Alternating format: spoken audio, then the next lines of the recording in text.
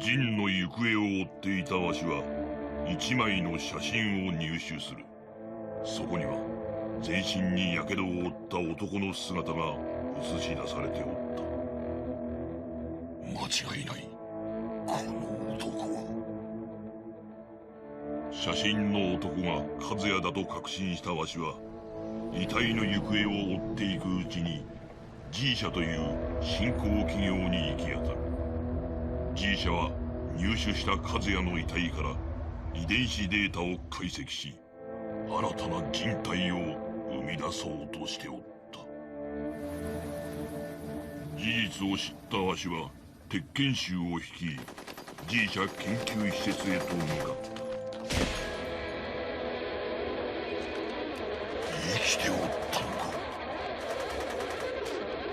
か。奴を消せ。手段が問わん。まんまと取り逃がすとは。だが和也よ、三島財閥当主の座をかけたこの大会、無視することはできまい。舞台は整った。あとは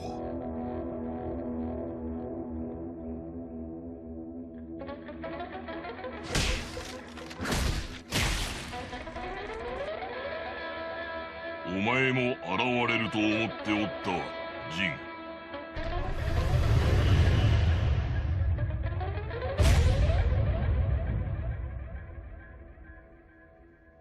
和也をしのぐほどのその力、わしがもらう。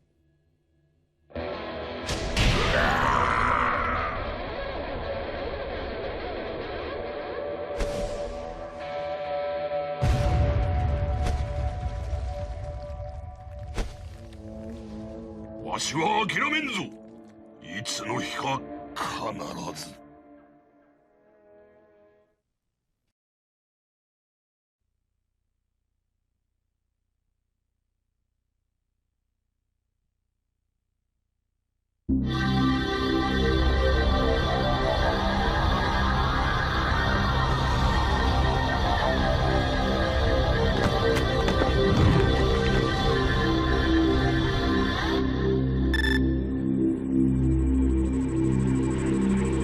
始めろ。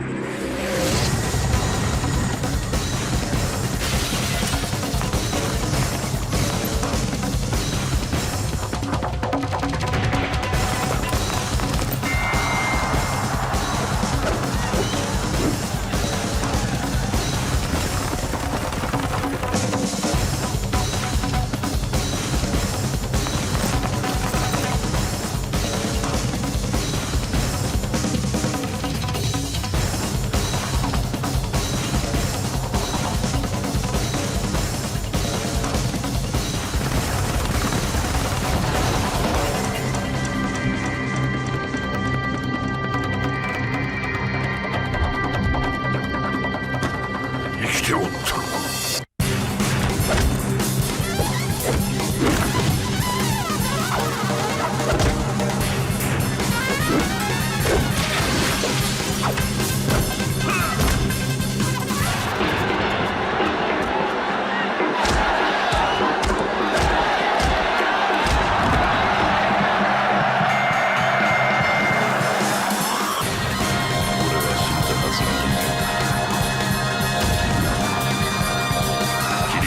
こちらにある。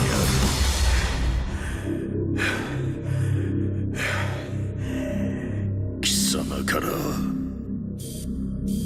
全てを取り戻す。死にぞこんな意味。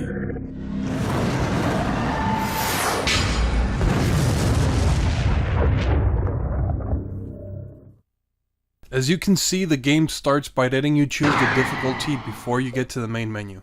I guess in case you get lost and can't find the options mode, right? It may be convenient, though I wouldn't make a big deal about it. So, we're doing Tekken 4, which means we're getting back to having a story in the game. Tekken Tag Tournament didn't have it, and Tekken 1 through 3 had arcade mode, which unlocks the fighter's ending once you've passed arcade.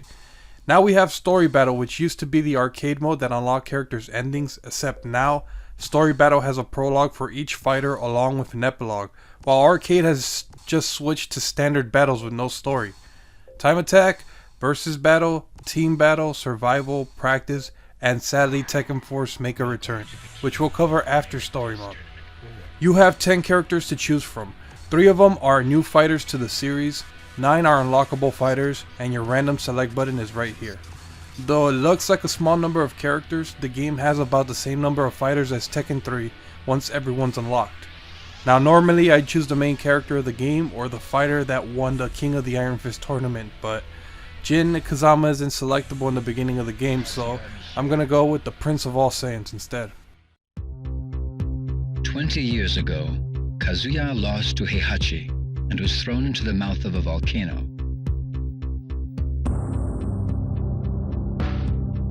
A few days later, he was brought back to life by G Corporation, a biotech firm making revolutionary advances in the field of biogenetics research. With G Corporation's aid, Kazuya investigated the biomechanics of the devil gene within him by subjecting himself to various experiments. Kazuya believed that once he unlocked and controlled the power of the devil gene, he would be powerful enough to defeat Heihachi and destroy the Mishima Zaibatsu. 20 years later, the Tekken forces attacked G Corporation's facility and stole their research data. Kazuya was also targeted in the attack. Kazuya was infuriated by Heihachi's interference once again. He was determined more than ever to exact his vengeance. Kazuya was not fooled by the sudden announcement of the King of Iron Fist Tournament 4. He knew that it was a trap orchestrated by Heihachi to lure him out. Despite this knowledge, Kazuya enters the tournament. This is his chance to defeat Heihachi.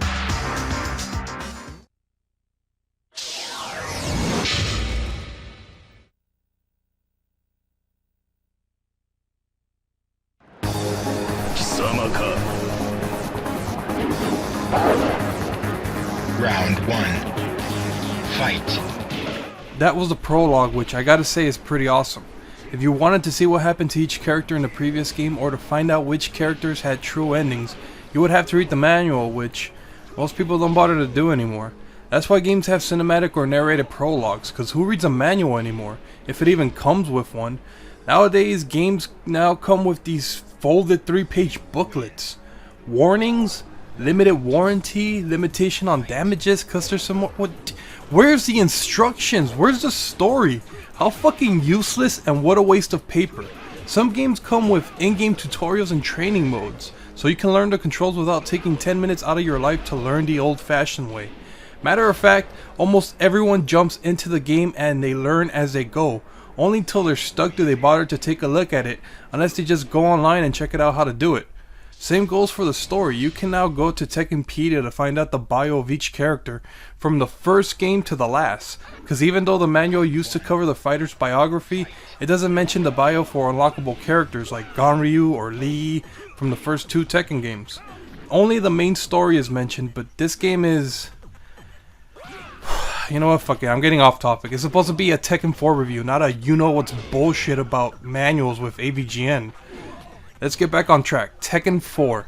They've made a few changes from the previous games. It almost seems like they were trying to go in a different direction with the controls, but still keeping the basic battle style. I guess mainly because the game has pros and cons, and in Tekken 5 a few of those new style and features were taken out and returned to the old style as the previous titles. So here are the new changes to the game. First, the stages now have walls. Before, the fighters were always... I guess you could say centered in a way. You can push and knock back your opponents with attacks and grapples, but you would never reach a boundary. For example, in Tekken 2, the background would change because the image extended beyond the 4:3 aspect ratio.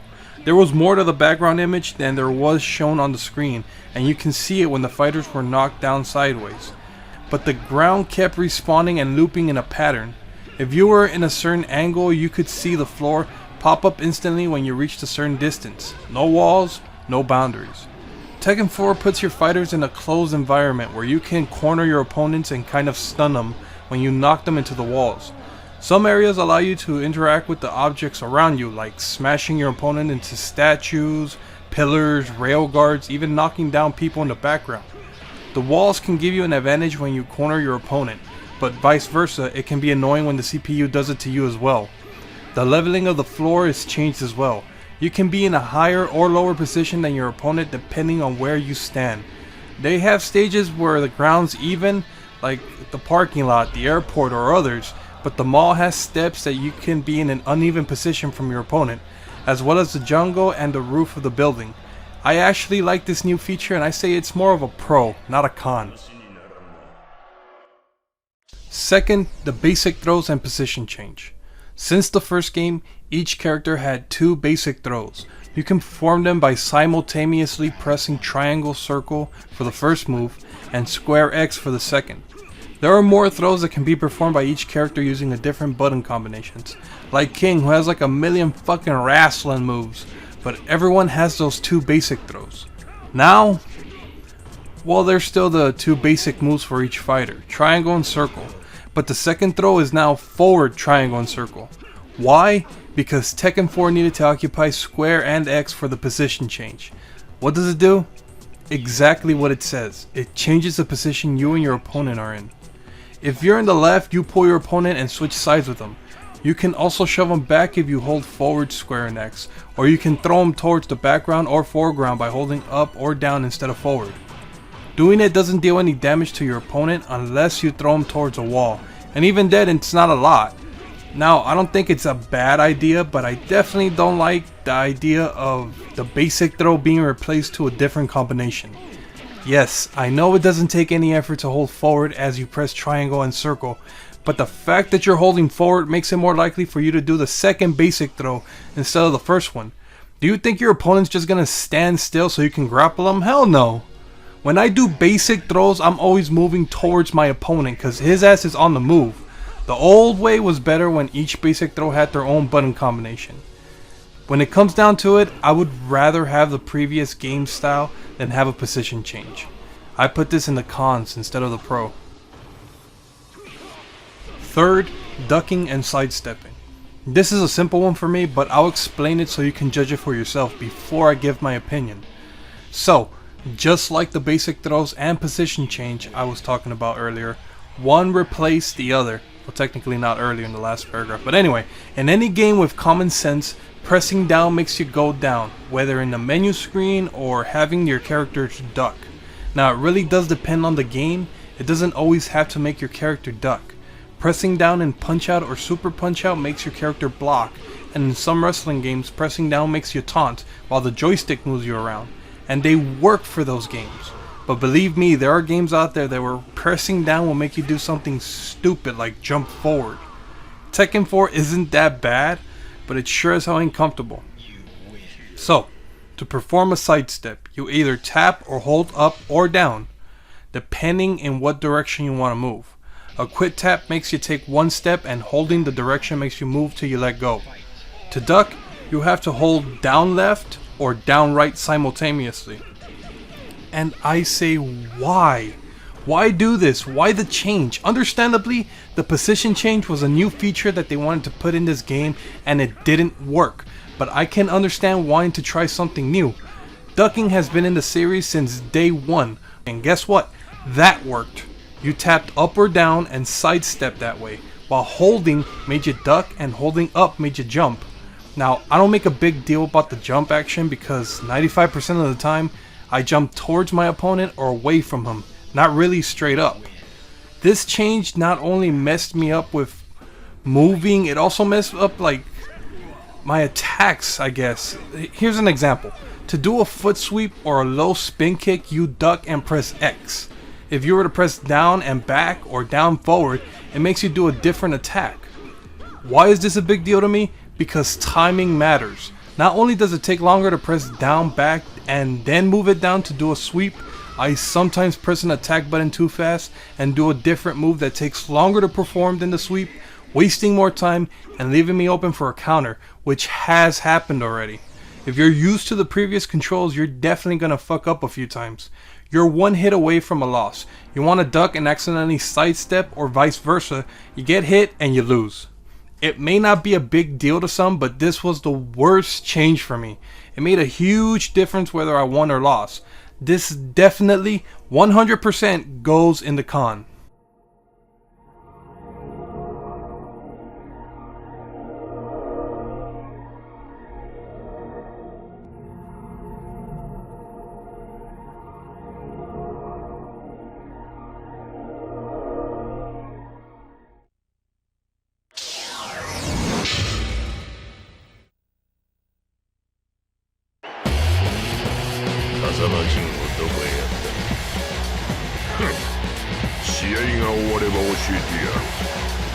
Round 1. Fight. Well, stage 7 was skipped, so we go straight to stage 8, where we have to take on Old Daddy Dearest himself. Once we take him out, we go to stage 9 and finish Kazuya's story. There are a few characters that have 9 stages in their story, but most of them only have to finish 7 stages, then face Heihachi in the arena. Now that I'm speaking of it, I guess I should say that even though I said a few harsh things about Tekken 4, I actually like the arena, and actually a lot of the stages in this game. Aside from the fact that it looks awesome, the previous titles didn't have the final stage take place in any arena. It was either a temple or a fortress, some dark room, or a random ass place around the world like in Tekken 1. This is the first time they put an arena in the game, and I actually feel like I'm competing in a tournament. Matter of fact, all the stages in this game are great, as I said, with a few having a different location and view, like side A, B, and C. It's the same stage but a different section, you get me? It's not only the stages, this whole game gives a new era vibe. Not necessarily futuristic, but definitely like the decade of new technology with mobile phones and internet and DVDs and more electronic shit improving and becoming more popular. This game gives great vibes. Now normally I'd show everything and not skip a scene during my first playthrough, but this cutscene takes 3 minutes, so I'm skipping it here, but don't worry, it will be in the next video that shows a prologue and epilogue of every fighter in the game. Okay, real quick, this is what happens. Heihachi leads Kazuya to his dojo, where an unconscious Jin is chained up. Devil takes over Kazuya's mind, and he sends Heihachi flying, then tries to take Jin's devil powers but fails. And if I had to guess, most likely because of his mother's genes, you know, the Kazamas kind of have an ability to restrain the devil gene inside of people. Similar to the situation in Tekken 2 with Jun and Kazuya. Anyway, Kazuya then gains back control of his mind, controlling the devil inside. He awakens Jin, and here we are now. Now, this may not be the first Tekken game for the PS2, but it is the first Tekken game to have a dialogue. Not only that, most of them speak a different language and have a different accent. As the series continues on, they add more characters with new languages, as well as change some up from English to whatever their country of origin is. The previous titles had recorded voices for grunts and attacks, but no words, you get me?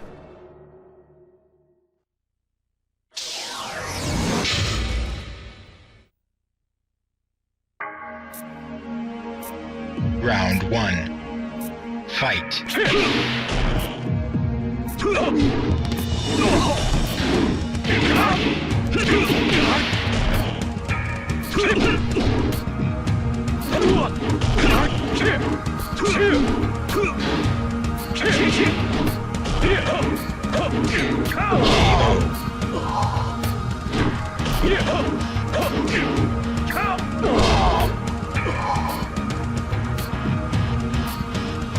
You win. Round 2.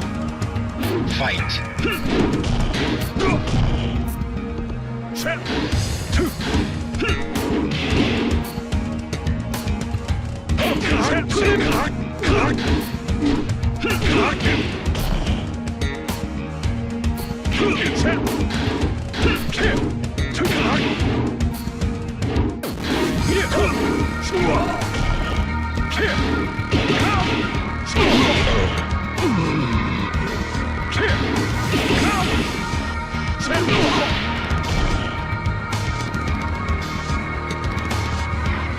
win.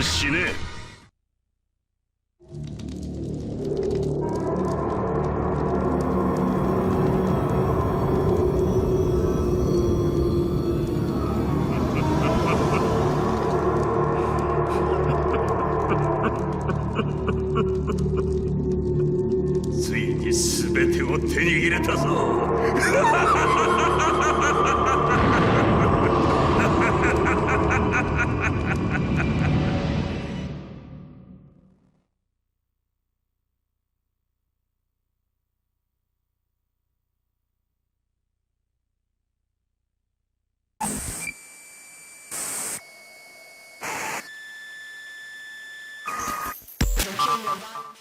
Now that I passed the character's story mode, 3 things have been unlocked. Theater mode, a new fighter, in this case Jin Kazama, and replay data save.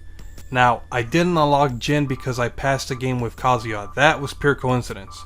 As for replay data save, it's similar to Tekken Tag Tournament screen capture, except instead of a screenshot, you save a whole battle. As long as the rounds have a time limit and aren't set to infinite, you can save the battle. It saves to the memory card, so I understand that if 2 players stand still on infinite time, it would take more memory and every card has a limit. So at the end of the battle, you press the select button and confirm it so it saves to the memory card. You go to theater mode, select the replay tab, and there you can view the battles you've saved.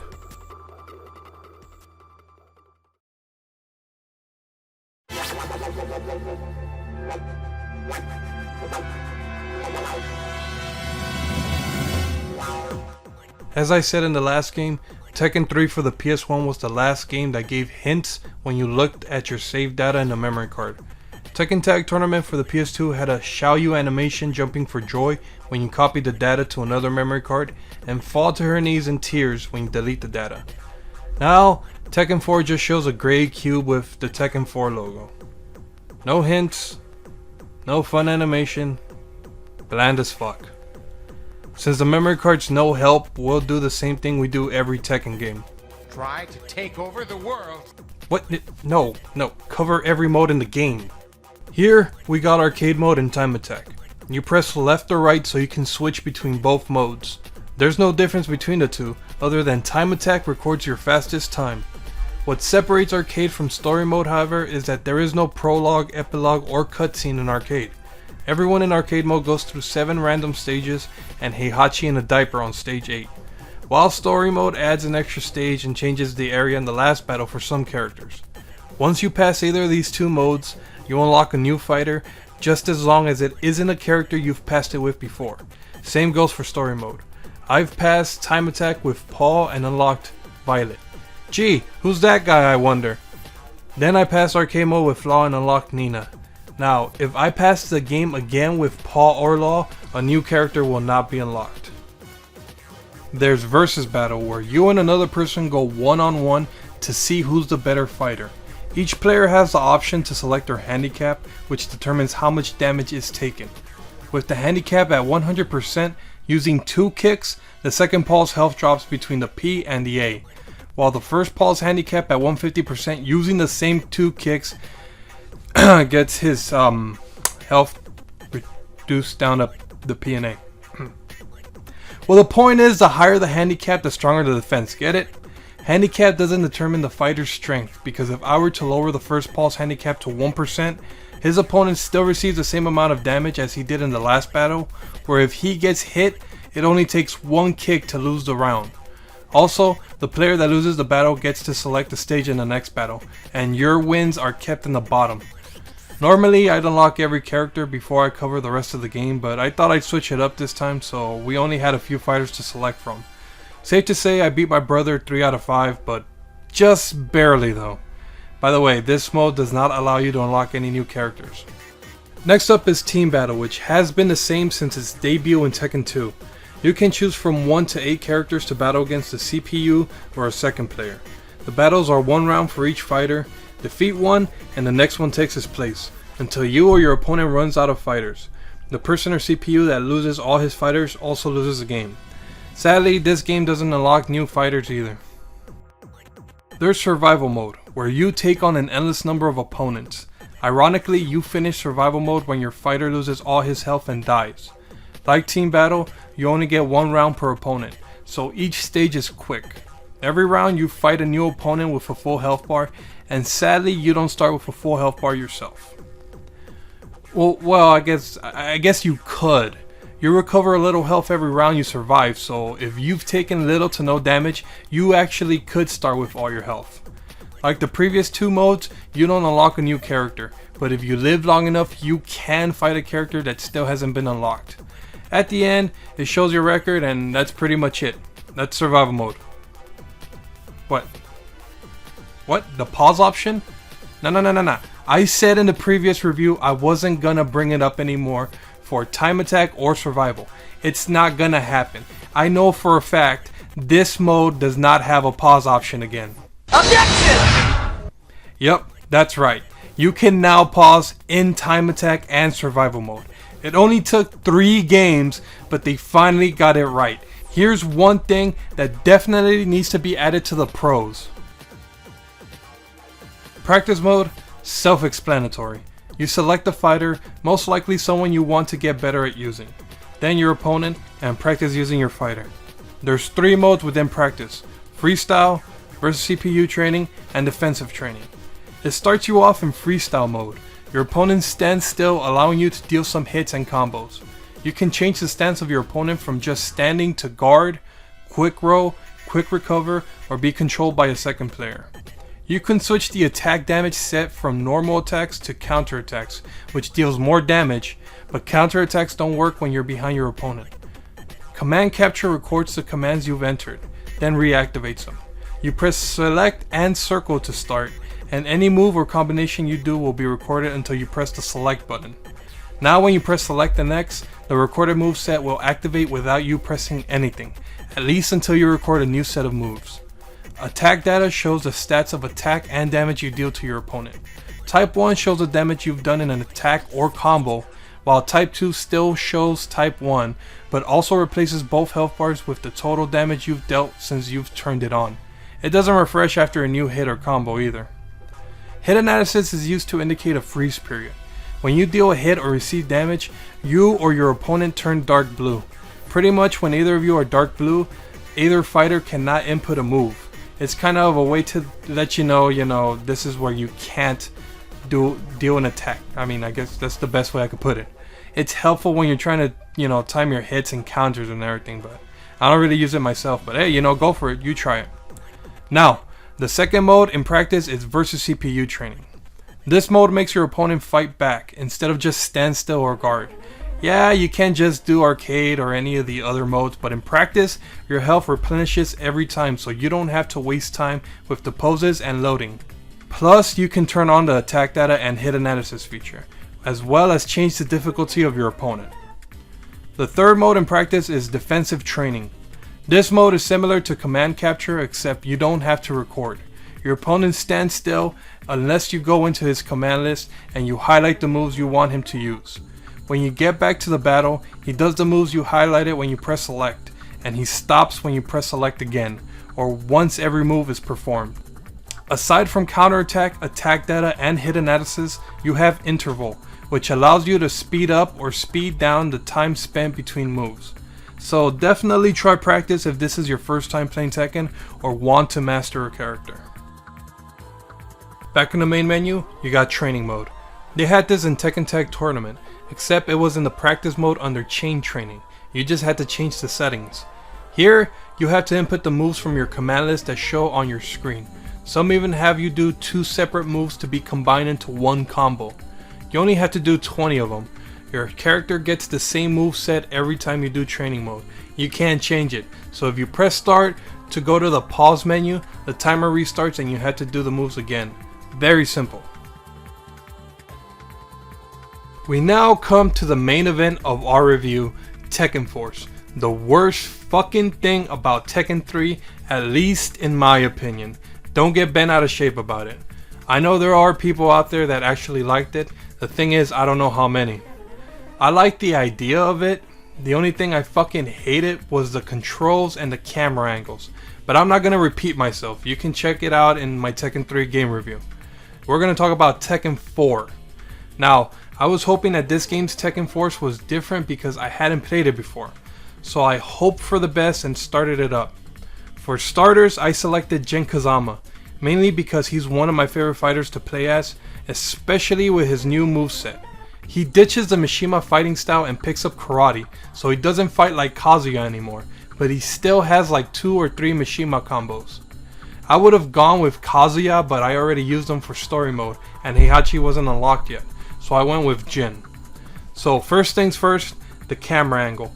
Way better than Tekken 3's, which was the major problem I had with it, because it also affected the controls. Here, you get an over-the-shoulder third-person perspective angle, which works great with the controls. It still uses the arcade style, except R1 and L1 are used to switch between characters locked on. Holding left on the D-pad makes you block and move back, holding right makes you move forward, holding up sidesteps you to the left, and holding down sidesteps you to the right, while holding 2 adjacent buttons like up right or down left, side makes you duck and jump. In Tekken 3, left and right could either be back or forward, depending on which side you're facing, while here, the camera's default angle is always over the shoulder. There will be times when an enemy will appear behind you, causing the camera to rotate around until it gets to the default view, but the controls will still be the same. Left will always be block, and right will always move you forward. You have a health bar. Every time you get hit, it goes down. Duh, no shit, right? Well, like Tekken 3, you can recover health by picking up Chicken. as well as chicks and eggs. The chickens give you the most health, but not all of them give you the same amount. Some recover more health than others, but the thing is you can't tell which since they all look the same. You'll see like a little number bar pop up when you touch one though. Still, I wouldn't say no to a chicken, you get me? Aside from the chicken, there are items, well, just 2 more, I mean not many. I've seen them in the game, a yellow bottle and an S flag. The bottle increases your strength and makes you deal more damage to your opponent for a limited amount of time. As for the S flag, I'm sorry to say that I've actually never gotten one. Now, if I had to guess, I think it gives you more points when you finish a stage, but I can't actually confirm that. If I would have gotten one, I would have talked about it, but it's just so damn hard. You'll see one as you go along, but I was never able to touch one. Once you see an item though, you'd be best to try to get it as quickly as possible because they disappear after a few seconds. Now, aside from all that, let's get down to the purpose of Tekken Force, which is to wipe out all your opponents that show up.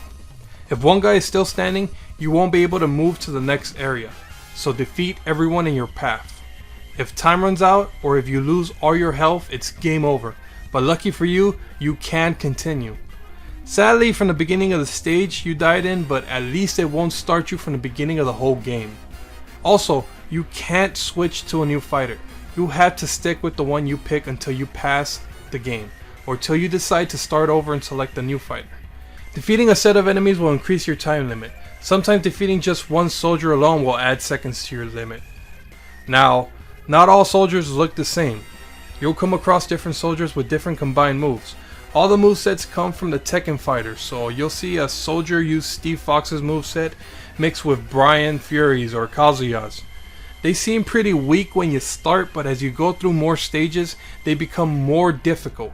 Some of them come with a timer over their head. If you defeat them fast enough, you'll receive a bonus, either in items being dropped, bonus points, or secret rooms revealing themselves. After defeating all the soldiers, you'll reach the end of the stage where a boss will be waiting for you. Once you defeat him, your points will be displayed and you move on to the next stage. There's 4 stages in total and it's the same formula. Defeat the soldiers and fight a boss at the end.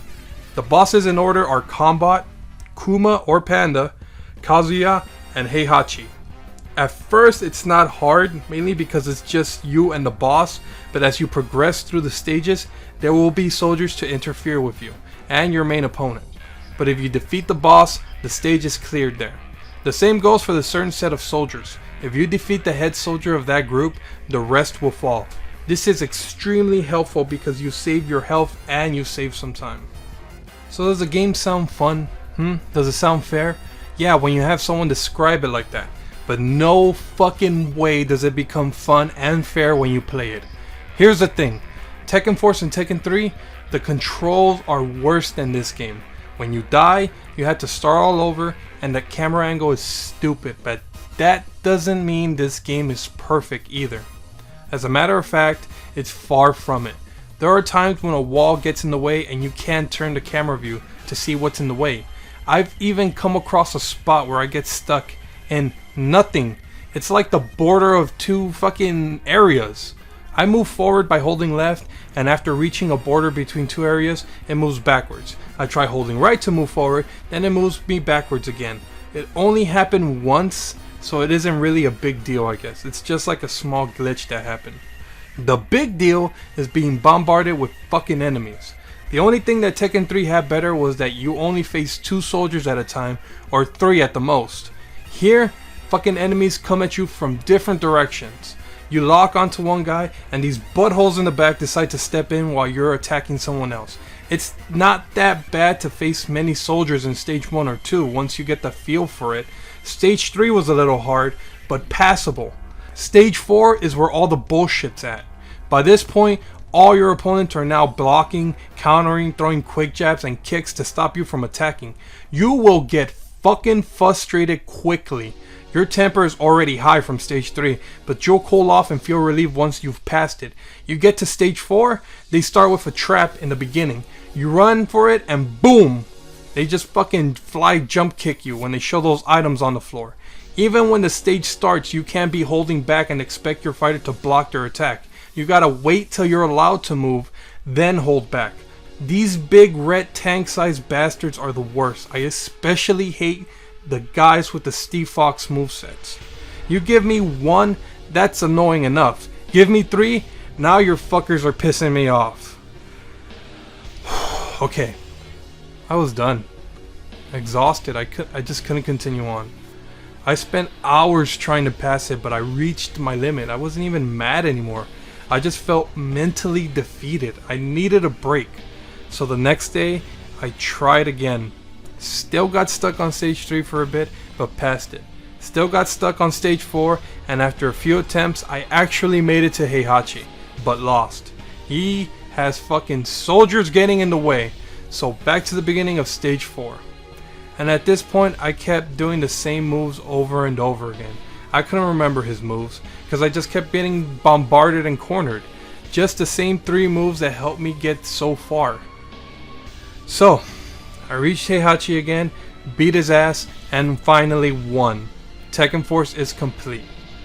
Now, I don't know why, but it didn't feel good. I wasn't happy.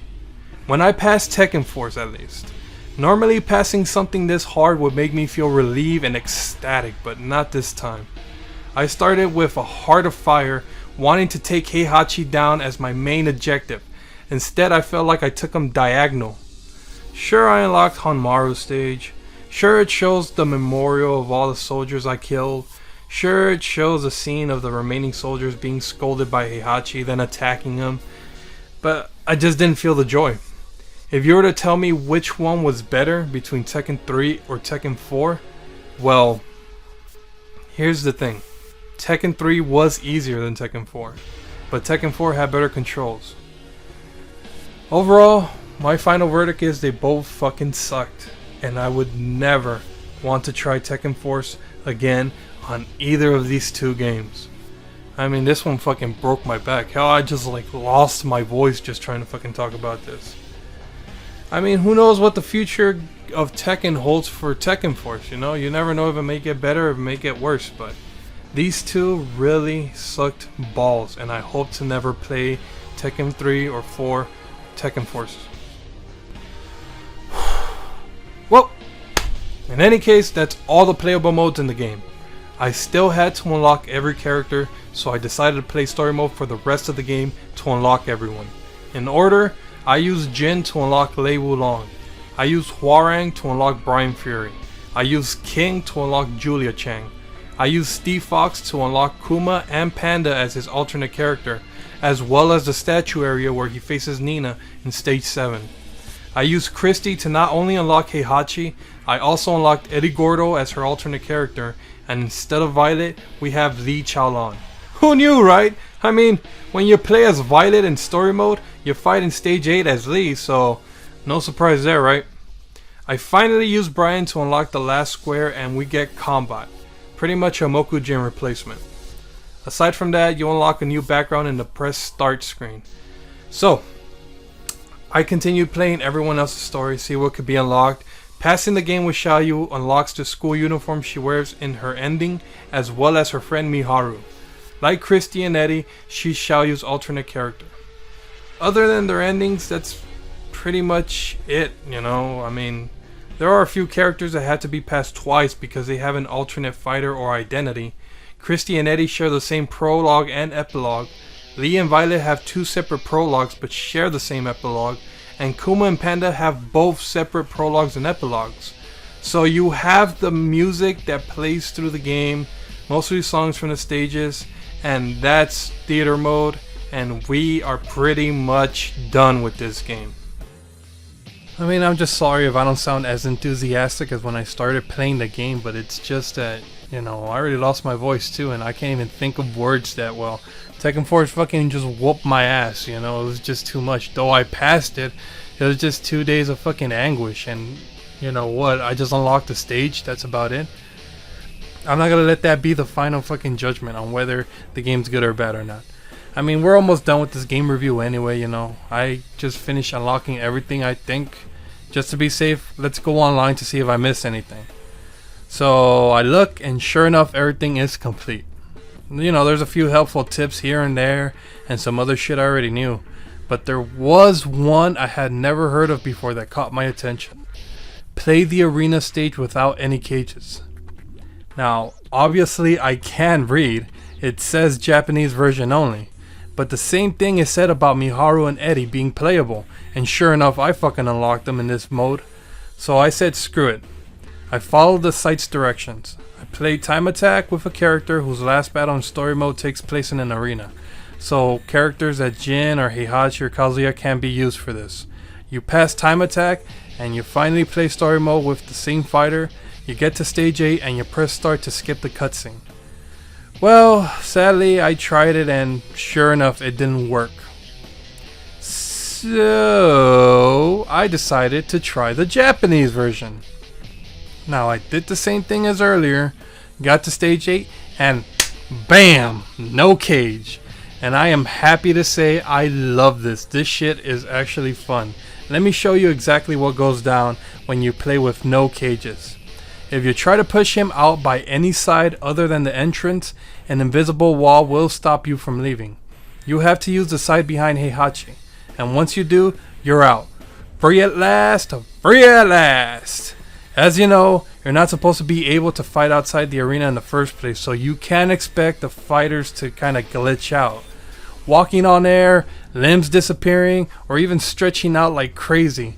Or sliding into like stuck positions and, you know, your limbs going everywhere. Even the music stops after a while, you know? After each round, both fighters get sent back to the center of the stage, and after 24 seconds, the cage rises and stays up until the end of the round. Now, I'm sure that's how long it takes Heihachi's cutscene to end, and that's why it rises around that time. Once the round or battle ends, the cages will be gone again. So every chance I get, I send his ass outside to see what else can happen. It's a little difficult to explore because this only works in story mode, and Heihachi can't stop dodging and hitting back. But that's why I picked Paul. His straight punches and run kicks allow me to send him outside often. Once you're outside, you can send yourself and Heihachi back into the arena, so you better watch out for that. You can walk on top of the flat cardboard crowd, body parts move in directions they're not supposed to, attacks can miss if your limbs aren't there, the camera can turn completely black.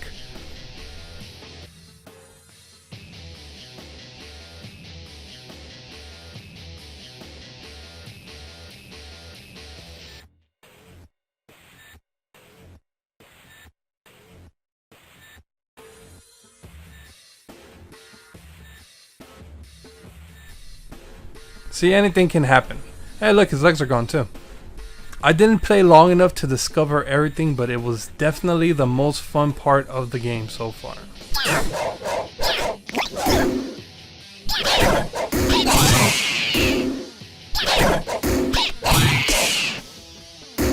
You win.